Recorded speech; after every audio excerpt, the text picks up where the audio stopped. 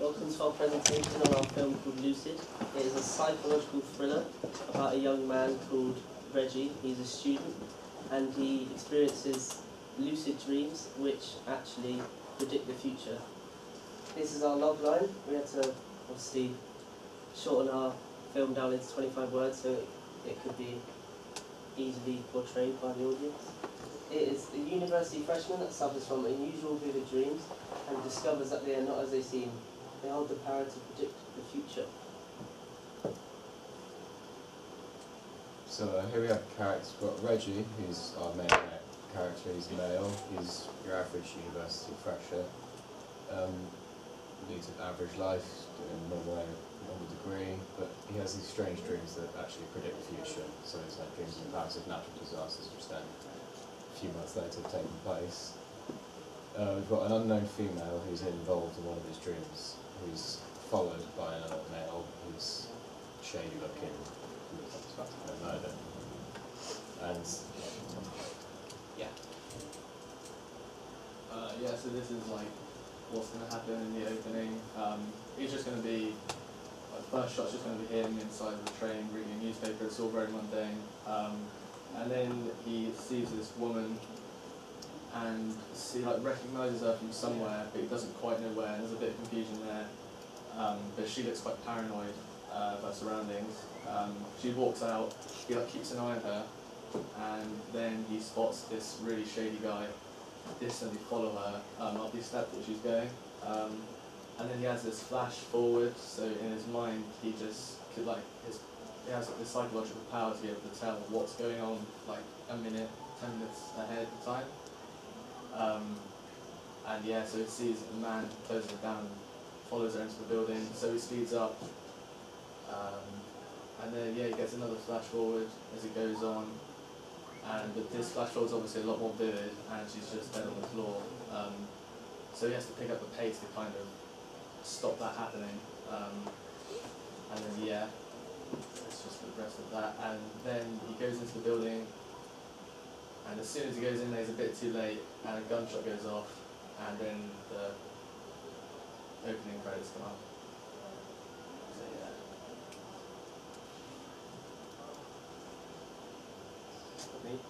yeah. The first scene is at a train station. We just thought local because it's easier to film at. It's quite a good location to film in because you can get a range of shots because you've got the high up towers and stuff like that. You get a range of shots through. I don't know. Sorry. An empty street leading to a derelict building. Derelict buildings obviously connotations of quite dark, gloomy. Quite a lot of things might happen in there. And obviously after the gunshot goes off, he wakes up in his bedroom. It's just a normal student bedroom, quite small, compact. And the dim, empty room where he expresses his thoughts is where he talks to himself, so he's able to express how he's feeling and what he might have joked about the previous night.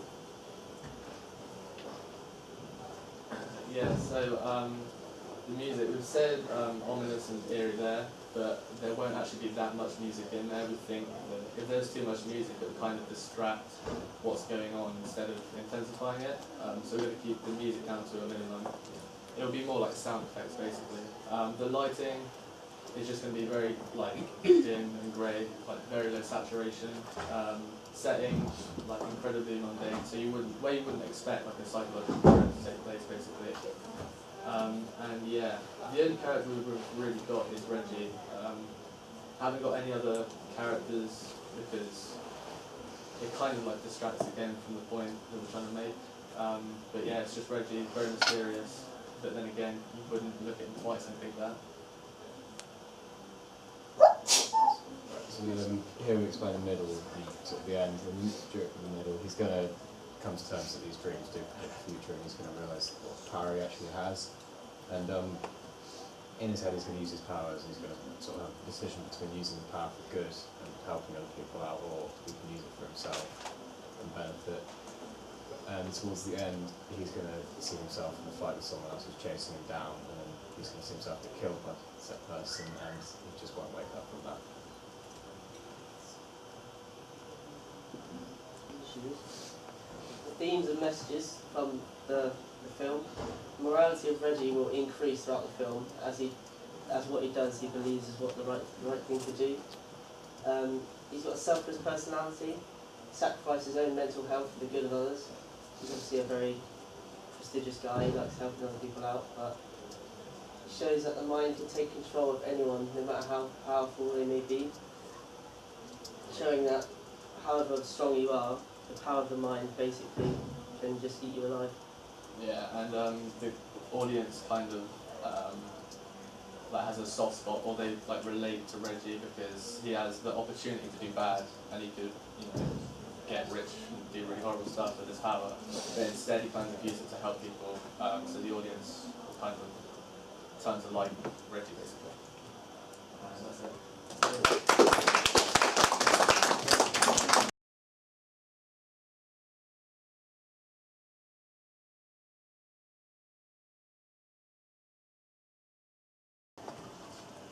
Said about the female character, right? You sort of don't. How is Reggie meant to help her if he doesn't know who she is? And like, how are we meant to feel like anything about her, like being chased down and killed, if like we don't really know who she is? We sort of the flash forward sort of explains he doesn't really know her, but he's seen her somewhere. Right. But that sort of gets your obviously the audience like questioning how does he know her and stuff like that. And obviously at the start of a film you don't really get know characters very well. Right. So by following her you get to know like what she's doing and how she's feeling about people being around her, how like socially awkward she is and stuff like that. Maybe you could like attach the girl to Reggie in some way, like Right. instead of just having sort of like a random. Well, I think she was like a girlfriend or something. Yeah, maybe something like Okay. that. Or a love interest. Yeah. Are you laughing at me? Girls? Should we go 1, 2, 3? Okay. Did you see he was going to have a bit at the end where he speaks to the camera and expresses his feelings? Well, we have it at the end of the opening scene. He like wakes up and he's got a train ticket to kind of show that he was dreaming the entire thing.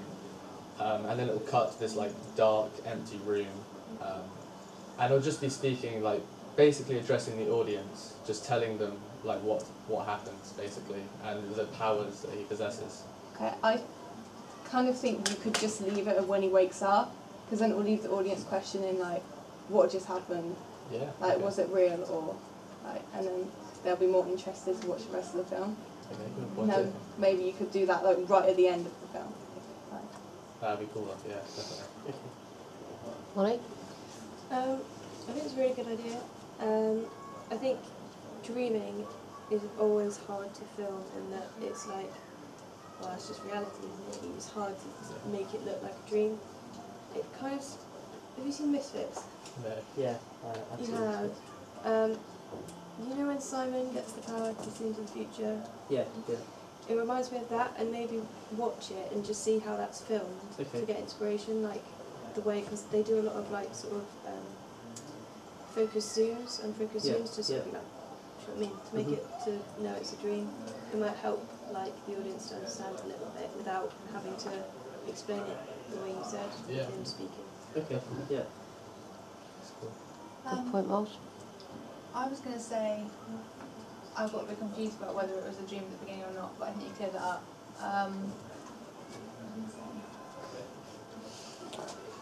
Move on, so it's been awesome. Sorry, I don't know one.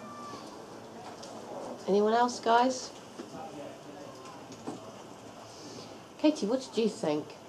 It's like Final Destination, like the whole idea of it. I've only seen the beginning, so I got really bored. I've never seen it. It's just like Final Destination. I think But they like properly die.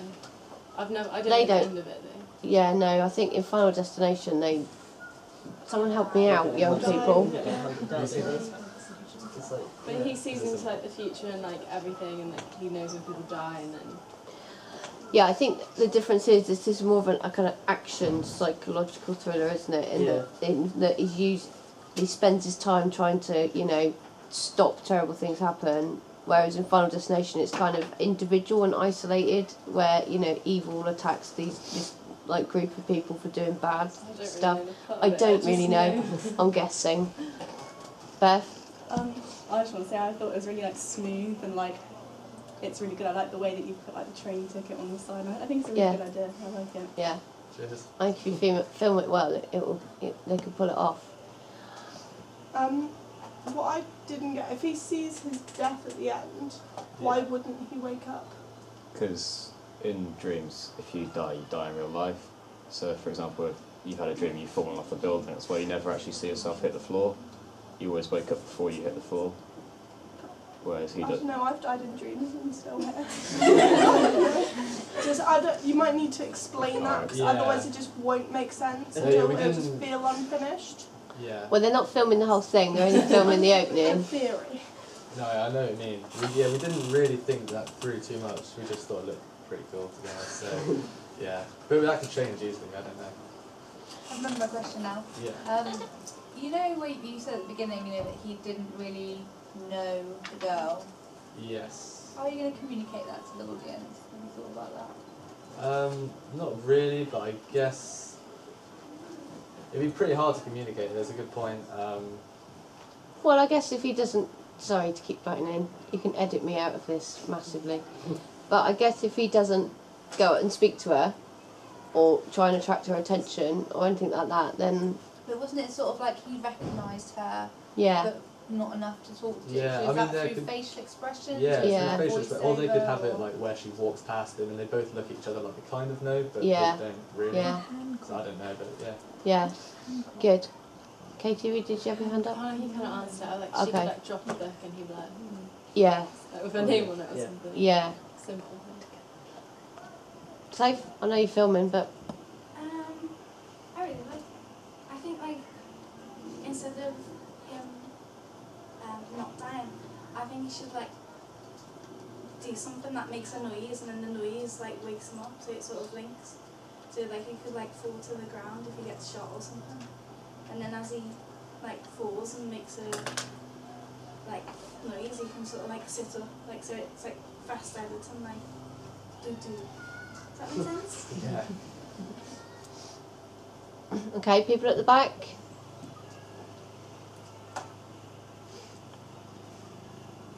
Kirst? Oh, sorry. Melissa, Kirsty, either or.